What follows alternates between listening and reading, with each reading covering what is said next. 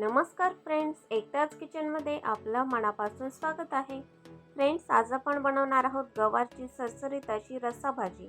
खूपच छान आणि झणझणीत अशा पद्धतीने आपण रस्साभाजी बनवलेली आहे आणि झटपट अशा पद्धतीने गवारची रस्साभाजी तयार होते. खूप काही आपल्याला याच्यासाठी साहित्य लागणार नाही आहे. अगदी घरात असणाऱ्या साहित्यामध्ये आपण छान अशी रस्साभाजी बनवलेली आहे.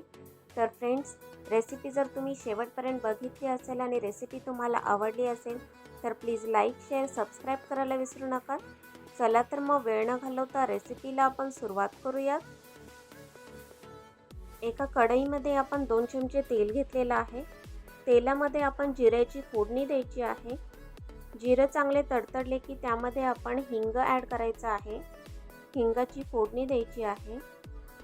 हे सर्व अगदी चांगले गरम झाले की त्यामध्ये आपण बारीक चिरलेला कांदा ॲड करायचा आहे. नंतर आपण त्यामध्ये लसूण ॲड करायचा आहे. लसूण मी बारीक चिरून घेतलेला आहे आणि त्याला थोडाफार ठेचला देखील आहे. नंतर आपण तो तेलामध्ये भाजून घ्यायचा आहे. कांदा आणि लसूण आपण तेलामध्ये चांगला भाजून झाला की त्यामध्ये आपण स्वच्छ धुवून ठेवलेली गवार त्यामध्ये ॲड करायची आहे. प्रत्येक जणांची गवारची भाजी बनवण्याची पद्धत ही वेगळी असते. तर एक जण काय करतात की गवार जी आहे ती वेगळी सेपरेटली अशी तव्यामध्ये भाजून घेतात, मग ती ॲड करतात. जेव्हा आपण कांदा लसूण याची फोडणी देतो नंतर आपण त्यामध्ये ॲड करायची असते. पण आपण तसं न करता यामध्ये कांदा आणि लसूण जर तेलामध्ये चांगला बऱ्यापैकी भाजत आला की त्यामध्ये आपण गवार ॲड करून त्याच तेलामध्ये चांगल्या प्रकारे भाजून घ्यायची आहे गवार. तर बऱ्यापैकी गवार भाजत आले की त्यामध्ये आपण टोमॅटो ॲड करायचा आहे.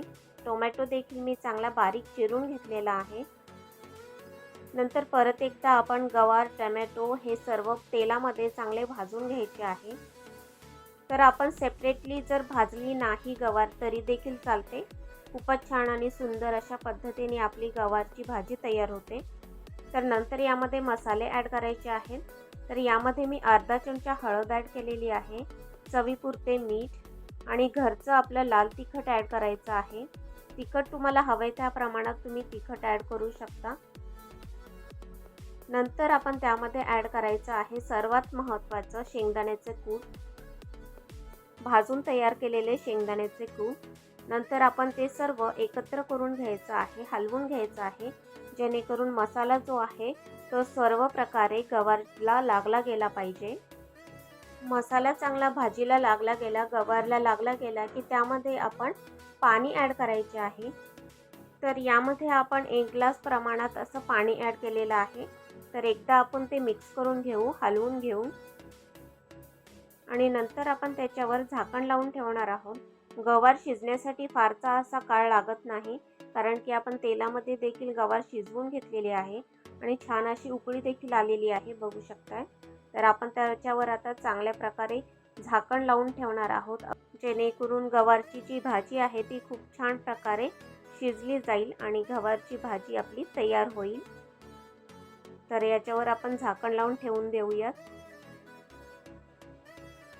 तर एक 10 मिनिटानंतर खूप छान प्रकारे आपली गवार शिजलेली दिसेल तुम्हाला आणि सुंदर असा कलर देखील आलेला आहे गवारच्या भाजीला.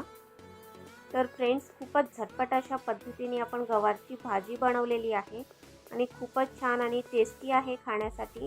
मोठ्यांनाच काय तर लहान मुलांना देखील ही भाजी आवडेल. माझ्या लहान मुलीला देखील ही भाजी खूप आवडते आणि ती खूप आवडीने खाते. तर आता याला खूप छान असा सुंदर असा कलर देखील आलेला आहे. तर आपण गॅस बंद केलेला आहे. नंतर आपण याच्यावरती आता कोथिंबीर ॲड करायची आहे. बारीक चिरून घेतलेली कोथिंबीर आपण ॲड करायची आहे आणि परत एकदा आपण ते हलवून घेणार आहोत. तर खूपच छान आणि सुंदर अशा पद्धतीने, झटपट अशा पद्धतीने झणझणीत आणि टेस्टी गवारची रस्साभाजी आपण बनवलेली आहे फ्रेंड्स. तर फ्रेंड्स, रेसिपी जर तुम्हाला आवडली असेल आणि रेसिपी तुम्ही शेवटपर्यंत जर बघितली असेल तर प्लीज लाईक, शेअर, सबस्क्राईब करायला विसरू नका. चला तर मग पुन्हा भेटूयात नेक्स्ट व्हिडिओमध्ये नेक्स्ट रेसिपीसोबत. बाय.